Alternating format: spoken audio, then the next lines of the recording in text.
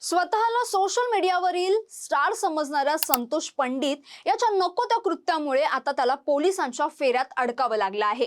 पुण्यातील टिळक रस्त्यावर सोमवारी एका महिला पत्रकाराचा विनयभंग केल्याप्रकरणी आणि अश्लील भाषेत टीका केल्याप्रकरणी त्याच्या विरोधात गुन्हा दाखल करण्यात आला आहे।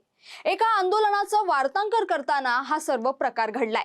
नाशिक येथील अशोक खरात प्रकरणाचा निषेध करण्यासाठी टिळक रस्त्यावरील महाविद्यालयाजवळ एका आंदोलनाचं आयोजन करण्यात आलं होतं। या आंदोलनाचे वार्तांकन करण्यासाठी संबंधित महिला पत्रकार तिथे गेल्या होत्या।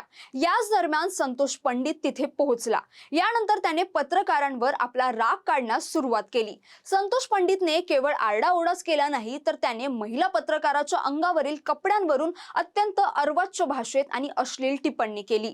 तसंच त्या महिला पत्रकाराने विरोध दर्शवूनही त्याने तिच्या इच्छेविरुद्ध मोबाईलमध्ये चित्रीकरण केलं।